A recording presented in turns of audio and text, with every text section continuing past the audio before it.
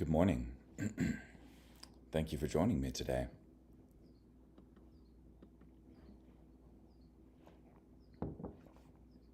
This morning we'll be in 2 Kings chapter 23, verse 31, through chapter 25, verse 30.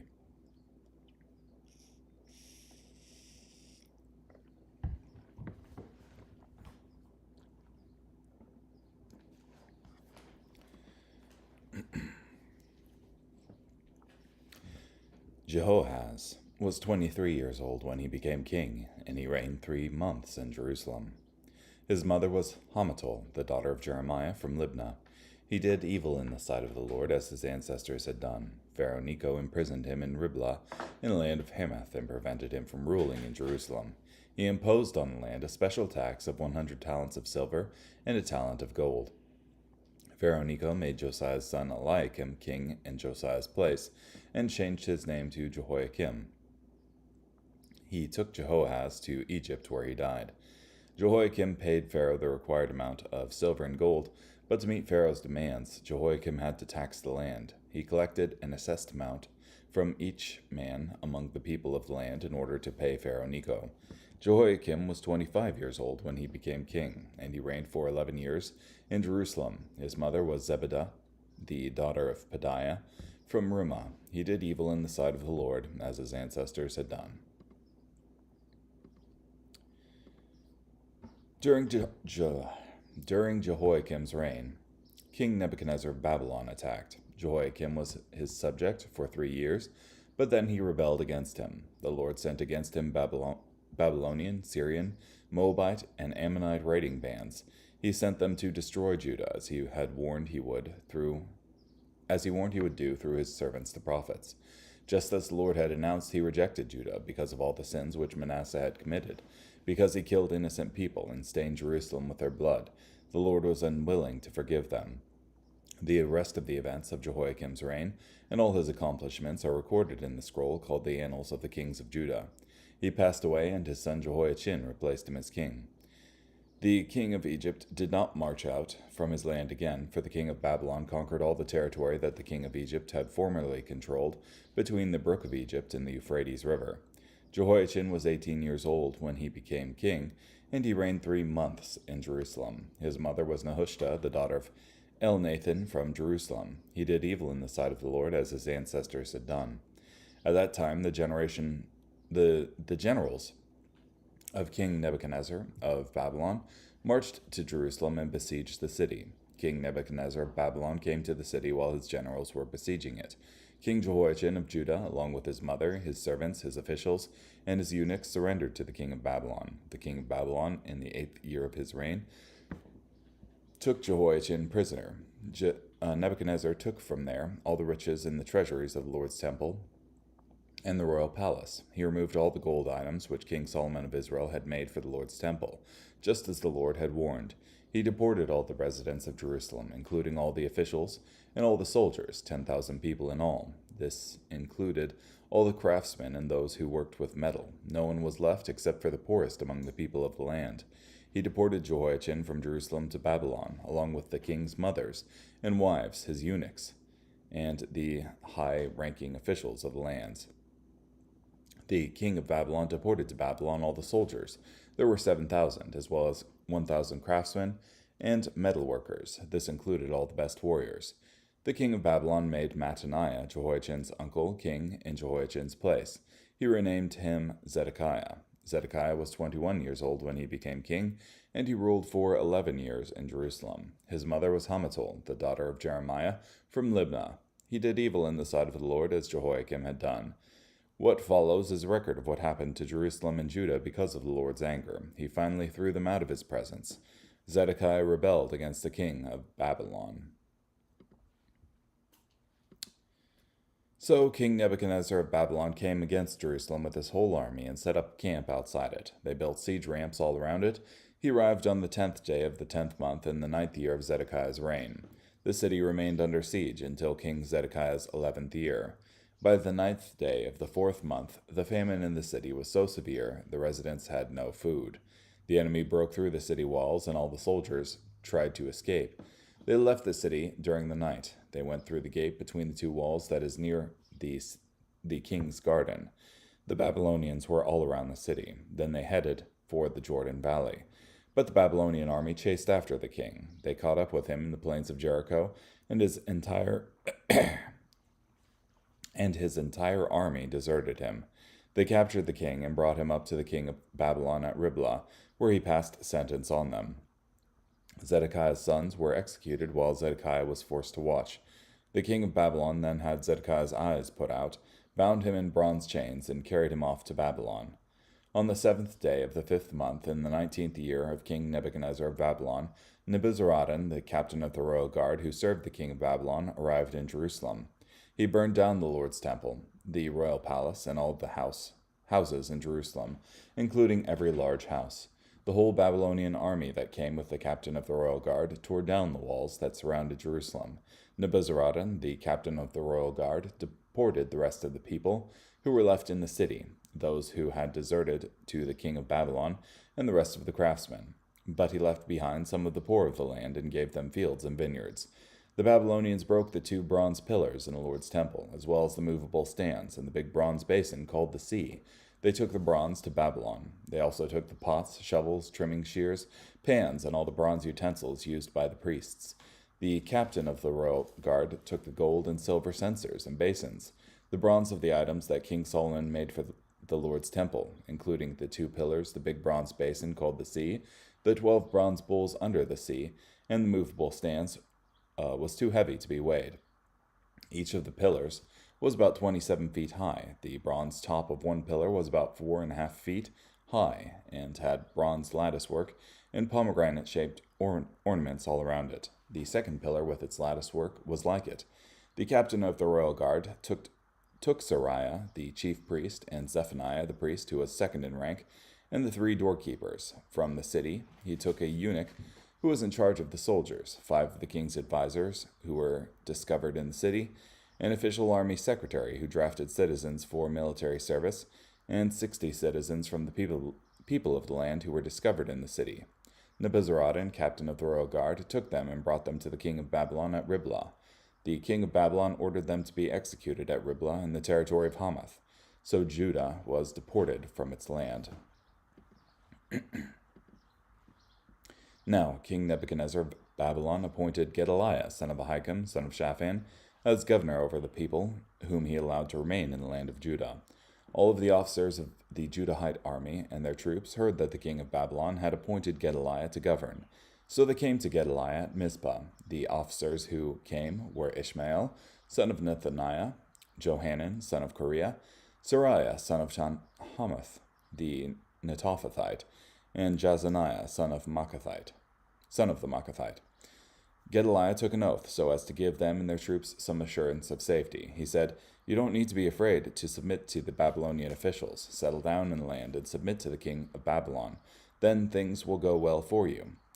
But in the 7th month, Ishmael, son of Nethaniah, son of Elishama, who was a member of the royal family, came with 10 of his men and murdered Gedaliah, as well as the Judeans and Babylonians who were with him at Mizpah. Then all the people, from the youngest to the oldest, as well as the army officers, left for Egypt, because they were afraid of what the Babylonians might do. In the 37th year of the exile of King Jehoiachin of Judah, on the 27th day of the 12th month, King Evil-Merodach of Babylon, in the 1st year of his reign, pardoned King Jehoiachin of Judah and released him from prison. He spoke kindly to him and gave him a more prestigious position than the other kings who were with him in Babylon.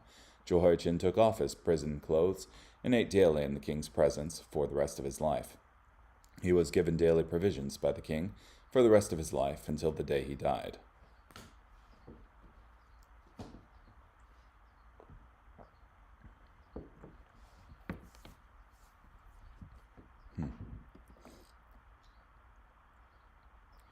So, essentially, here you have the downfall of Judah.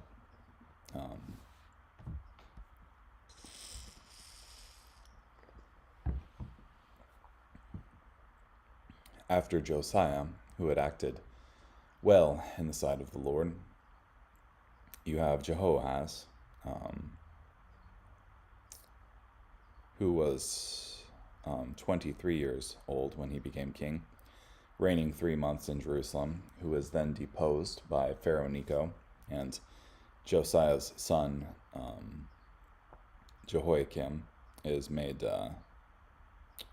king in Jehoahaz's place. But he also does evil in the sight of the Lord. And he reigns for 11 years. Babylon comes in and makes Jehoiakim pay tax to Babylon. And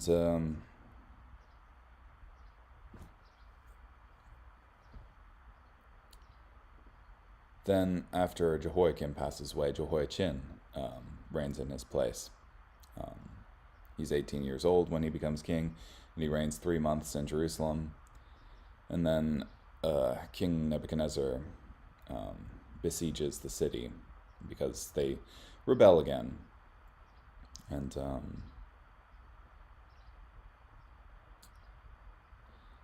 then Zedekiah is made king in Jehoiachin's place.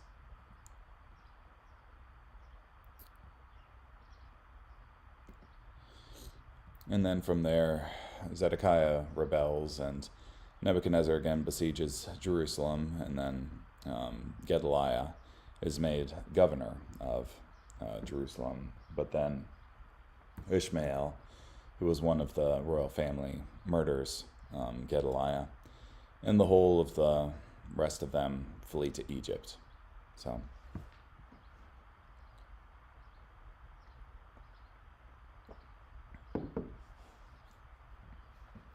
yeah, sometimes it's difficult reading this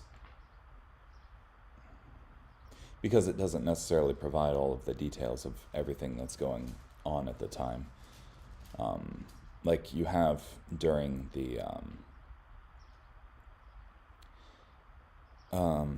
reign of Jehoiachin, I think. Jehoiachin and Zedekiah. You have during their reigns Jeremiah acting as prophet at the time, and just constantly advising, against staying in Judah, but essentially giving up to Babylon. But rather than do that, Zedekiah suffers the bloody consequences of this siege, and eventually has his sons murdered in front of him and his eyes put out after that.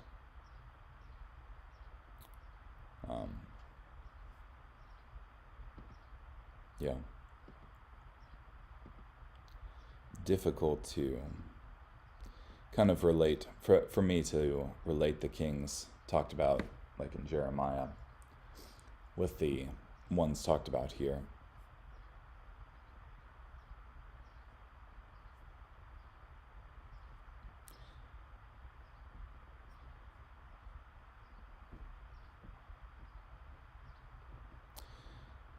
So, 2 Chronicles 36:11-20 tells us more of the evil of Zedekiah, specifically that he did not listen to Jeremiah or other messengers of God. Instead, they mocked and disregarded the message.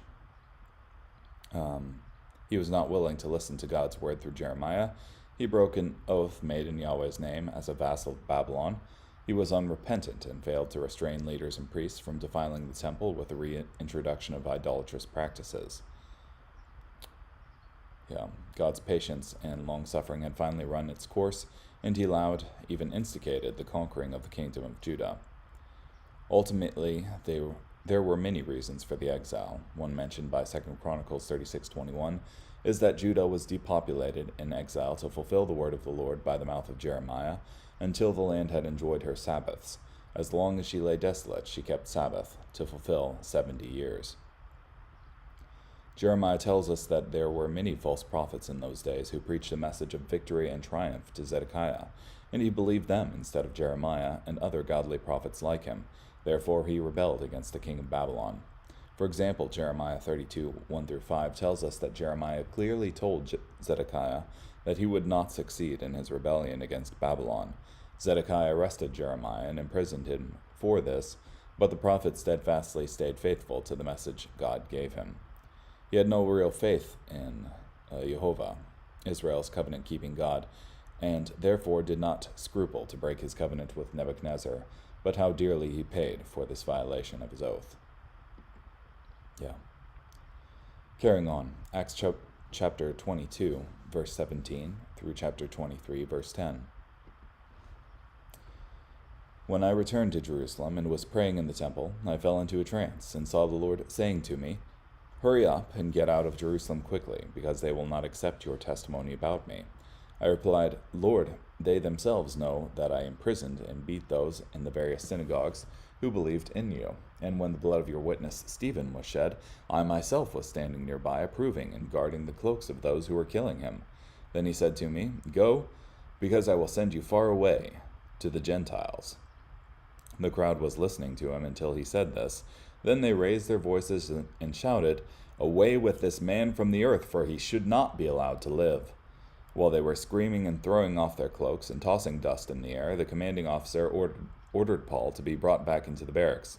He told them to interrogate Paul by beating him with a lash so that he could find out the reason the crowd was shouting at Paul in this way.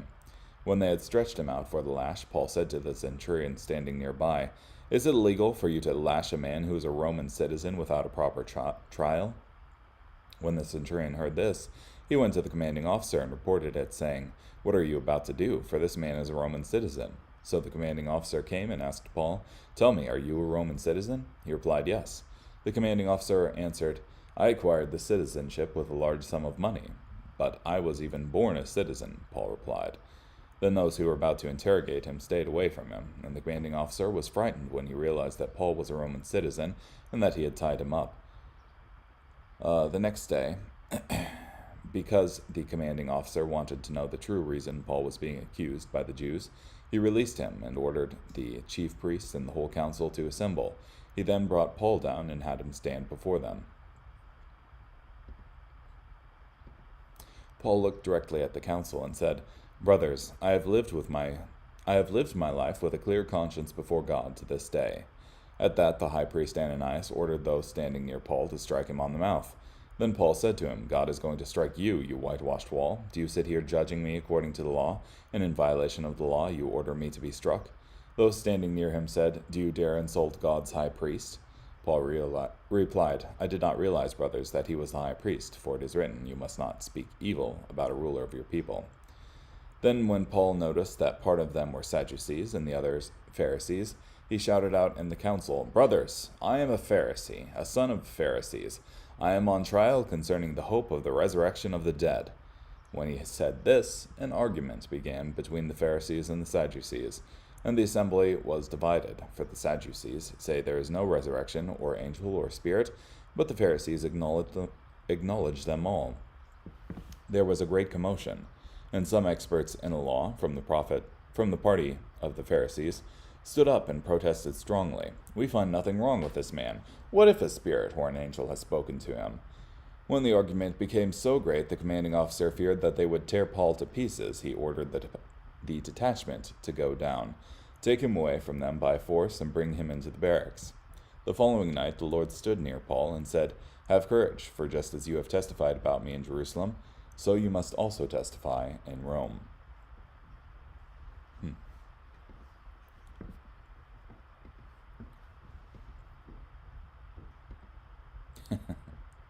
So, Paul is offering his defense, that is, his apologia, to the people who are outside the temple. And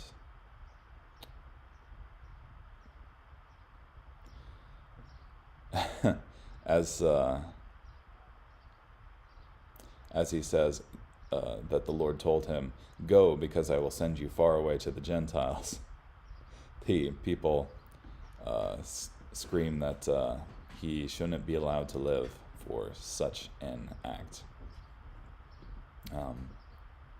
Which, in this case, he's saying that God was the one who told him this. So,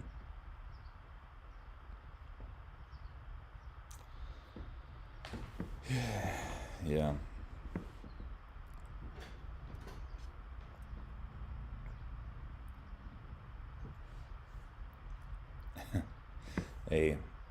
The crowd that had tried to kill Paul and had then listened intently to his whole sermon erupted into rage over the saying of one word. That word was Gentiles. This Jewish mob was outraged at the thought that God's salvation could be given freely to believing Gentiles.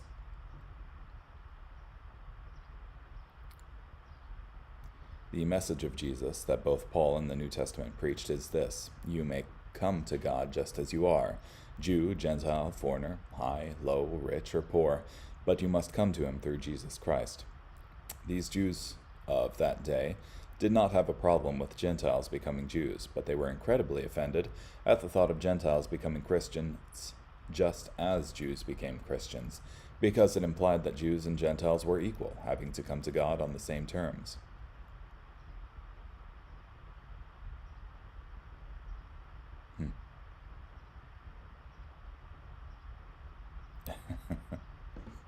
Yeah, so you have this violent mob wanting to tear Paul apart. So the commander brings him into the barracks and orders that he be scourged, essentially, to find out the reason why these people are so angry at him. Which Roman scourging is not great. It uses the Roman flagellum, which is beating so severe that in some cases it resulted in the death of the victim, because they had tied bits of metal and glass into the flagellum. So yeah, but Paul leverages his Roman citizenship here and says, are you going to beat somebody? Are you actually going to beat somebody who's a Roman citizen here? So the commander thinks twice at this news. So the commander essentially releases him and brings him into the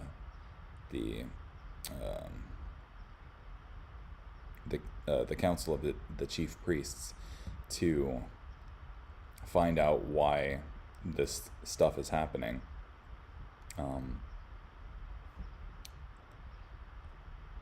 But it quickly devolves, because you have Paul dividing the two groups against each other by saying, "Men and brethren, I am a Pharisee, the son of a Pharisee. Concerning the hope and resurrection of the dead, I am being judged." That is, because the Pharisees believe in all these things and the Sadducees do not. So they start arguing about that.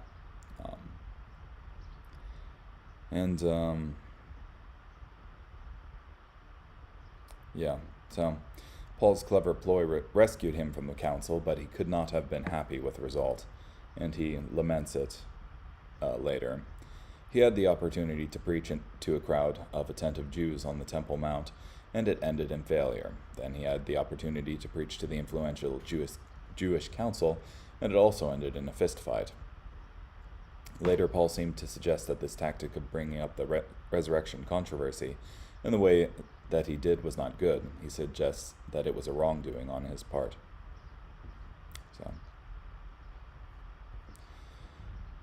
carrying on, Psalm chapter 2, verses 1 through 12. Why do the nations rebel? Why are the countries devising plots that will fail? The kings of the earth form a united front. The rulers collaborate against the Lord and his anointed king. They say, "Let's tear off the shackles they've put on us. Let's free ourselves from their ropes."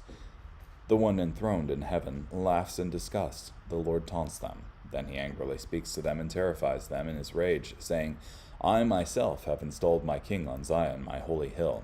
The king says, "I will announce the Lord's decree. He said to me, 'You are my son. This very day I have become your father.' Ask me, and I will give you the nations as your inheritance, the ends of the earth as your personal property. You will break them with an iron scepter. You'll smash them like a potter's jar. So now, you kings, do what is wise. You rulers of the earth, submit to correction. Serve the Lord in fear, repent in terror. Give sincere homage, otherwise he will be angry, and you will die because of your behavior, when his anger quickly ignites. How blessed are all who take shelter in him. Yeah. I was talking with a friend recently, and about this passage and how oftentimes how choosing for ourselves what's right and wrong leads to destruction and evil. And you have here the kings of the earth forming a united front, collaborating against the Lord and his Messiah, his anointed king. They say, let's tear off the shackles they've put on us. Let's free ourselves from their ropes. We don't want anything to do with the commands that God has placed on us. But ultimately, it's God that they're rebelling against. And to this end, God says,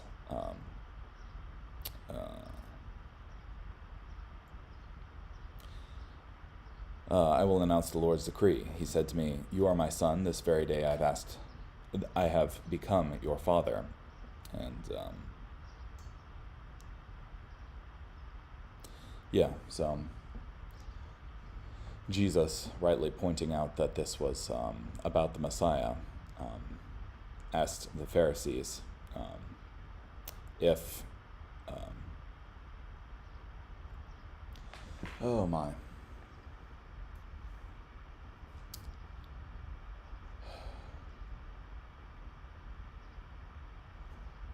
Oh, goodness. It's been too long. In what way is he his son?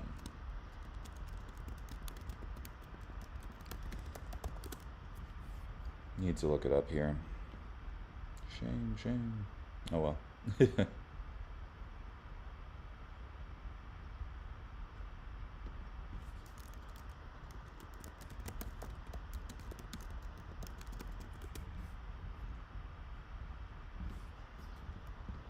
I can find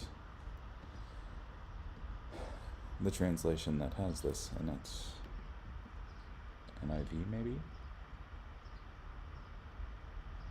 If I can find NIV. Ah, here we go.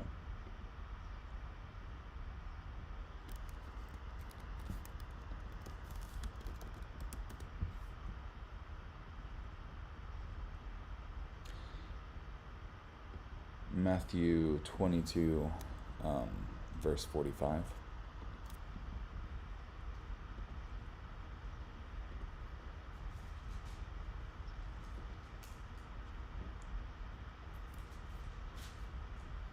Oh, verses 4, yeah, 45.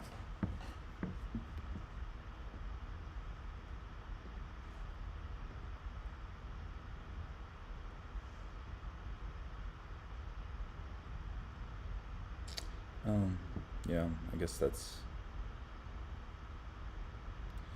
that's a different psalm. Ugh. Oh well. Yeah, he was talking about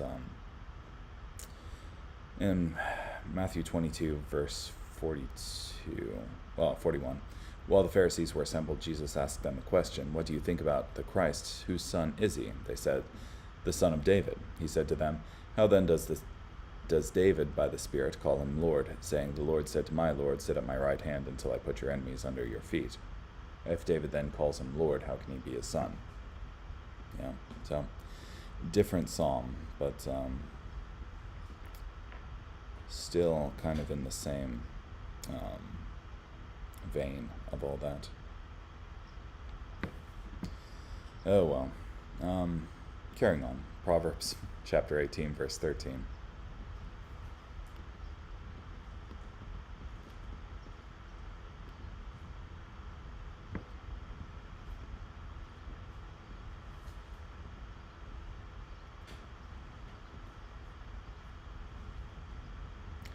The one who gives an answer before he listens, that is his folly and his shame.